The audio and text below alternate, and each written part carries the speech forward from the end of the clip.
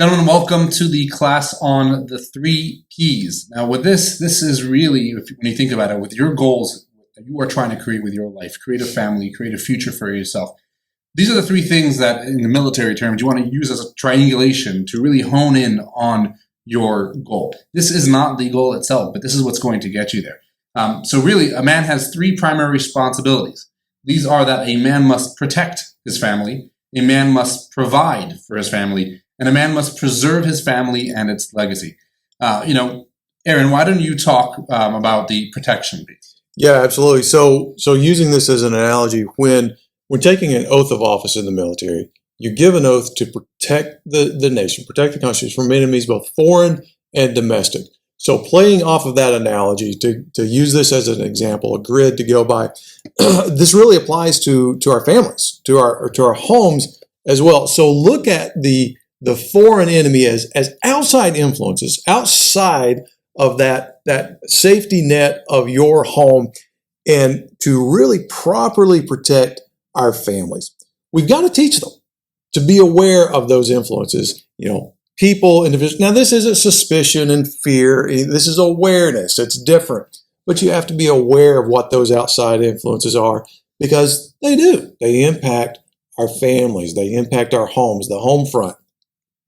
That could be friends, teachers, religious leaders, media, all that. I mean, come on, dads, men, social media, and the impact it's having on your kids. You know all about that. But we have to instill that strong filter for them to view life through. We've got to get, just like we need that, we need to instill that in our kids and our families on those influences. Teaching our children and family the importance of how and where we spend our time, and really modeling it. I mean, gentlemen, if you're doing this all the time, your kids are going to be doing that all the time. So examine that in yourself as well. But then that domestic piece, to protect against those domestic influences, those are the internal things. What's going on inside of you? You have an obligation. You took an oath. When you decided to have children, when you decided to have a family, you took an oath of obligating yourself, for better, for worse, whatever that looks like, to do these things. And really, often our greatest enemies and challenges are those closest to us. That could even be our own biological, sometimes family members. Some of those things, our own generational curses that we've talked about before, that we're here to break. Those influences are some of those domestic internal things, along with what's going on the inside here. Absolutely. And just thinking about my own life, anytime that I was heading out to do something that I felt would be better for me, for my family, for where I am now, or for the family I was planning to have, inevitably the ones that I got the most flack and pushback from were those ones that were those domestic. While our family may want what's best for us, they don't always know what is best for us. And that's something we have to take into account. And it's not, we're talking about being a teenager and running off and wanting to go to the movies and hang out late with a girl or whatever it may be. We're talking about real life decisions that are going to move our life forward. So it's up to us to ensure that any decisions that we make moving forward for ourselves or for our family are really in the best interest of our family, even and especially when this goes against what our family that we are coming from. And I'm going to differentiate between this. There's the difference between the family you create, and they always come before the family that you were born into. I guarantee you, and I'm speaking from experience here, when you are wanting to make a decision that is going to move your family life forward, move your life forward, it is not always going to jive with the people that you've been around up until now. And there's many reasons for this. If we're looking at your friends, your relatives, if they see you pursuing something that is bigger and better than what they have right now, they're going to want to pull you back, not because they don't want you to be successful, because either they're doubting themselves and whether they could do that, or maybe even they're jealous of you. So you have to take this into account and remember that moving forward, it's going to take a lot of mental fortitude and strength to be able to continue to move forward despite what is going on around you. And you have to be willing and prepared to separate yourself and to cut ties, whether permanently or temporarily, from those who cannot and will not support you. Just a personal story that happened about, how my son's 8 years old now. So when he was not even a week old, he was born, ended up in the NICU for 5 days. My wife and I made decisions not to stay in the hospital, to go home. We made decisions as far as the naming of our child. And be frank and honest with you, my father did not agree with the majority of those decisions, and he chose in that time, instead of being the supportive father that we needed, he chose to criticize us on our decisions. And I looked at that, and I looked at the effect it had on my wife and the effect it had on me, and we made that decision right then and there. Okay, this is not the type of father I need in my life right now, and so we cut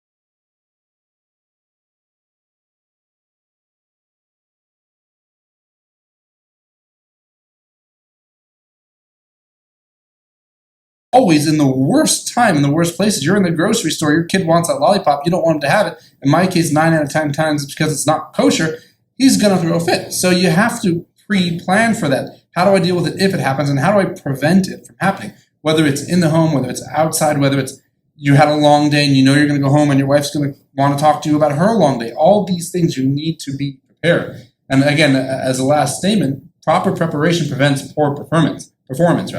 But that leads us into the next thing, the next part of that triangle, which is provide. You have to be there to provide for your family. Travis, I know you've had an interesting experience with providing and the different way it's come into play. Can you talk more about this? Yeah, I mean, provision is such a, it sounds so cut and dry, right? Because we do have like the basic necessities. We've got food, shelter, clothing. Those are the basic necessities. But provision is so much more than that, and we've talked about in other pieces of content here that it is bigger than the tangible. It's bigger than the material stuff. That it is more about being present, right? But when it comes to, and so that's all important stuff, that, being there for them, emotionally and as a sounding board and as a mentor, like we talked about and other things, that's important. But what we've seen and what we all agree on is that sometimes, especially in the quote self-help space, is that takes center stage, right? And it's more about your feelings, it's more about emotional support and, and less about like the real hard work of what it takes to be a man for your family. And what it takes to be a man for your family is those three essentials. Those are, at any cost, you have to provide those things. It is a necessity. It's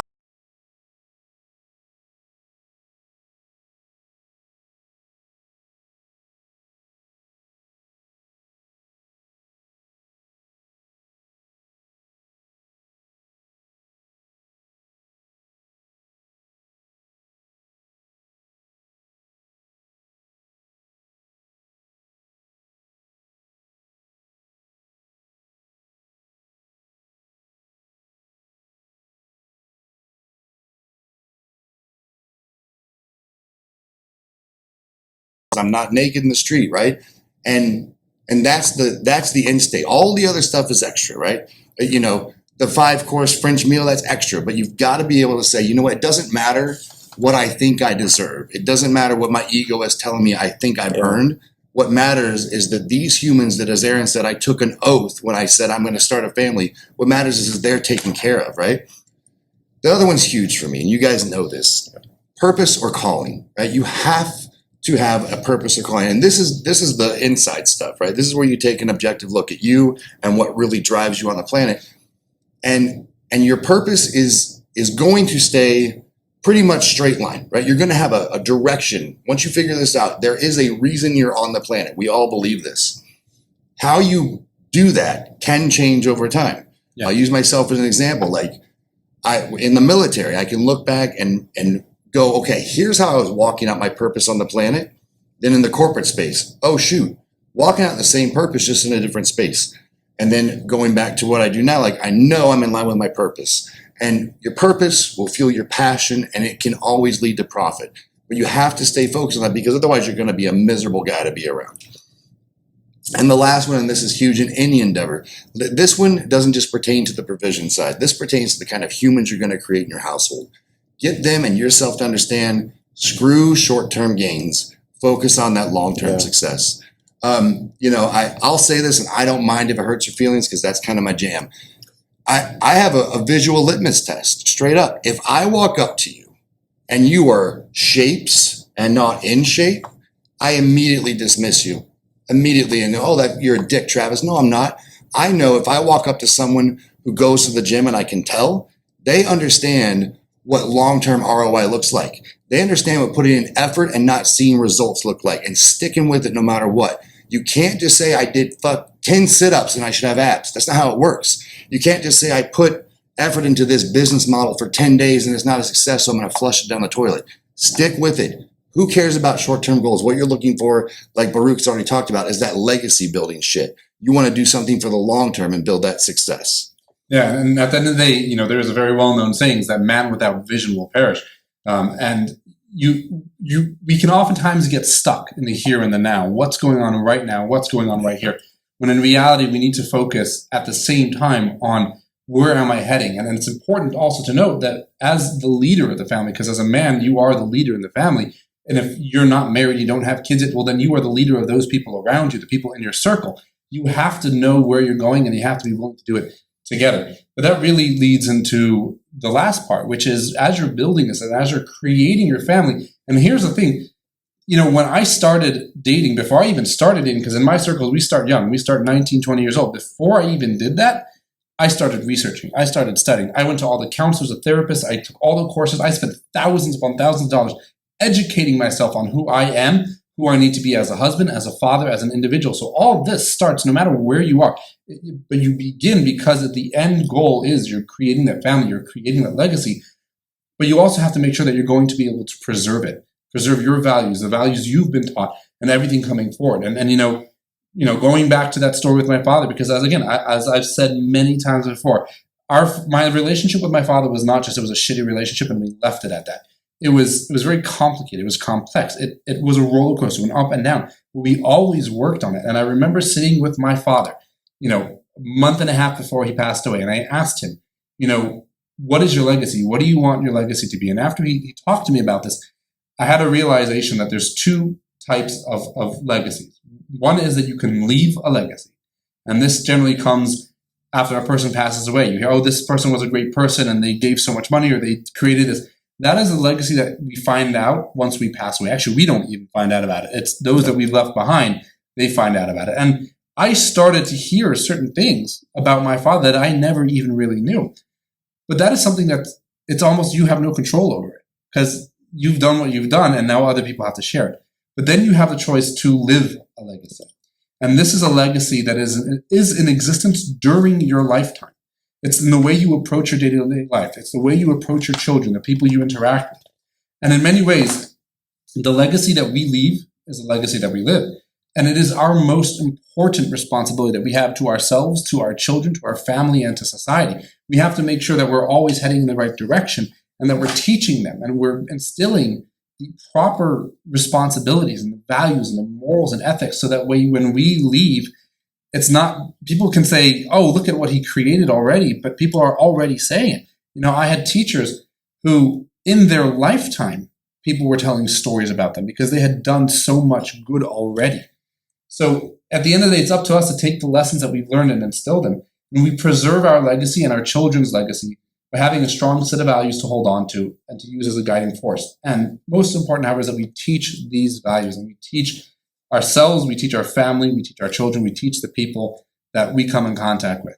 And when you have these three things, to protect, provide, preserve, and you use them as a triangulation force, it allows you to hone in on what it is that you're trying to create, hone in on what you're going to accomplish. And you use that as a parameters for which to move forward with your life and creating the life for others.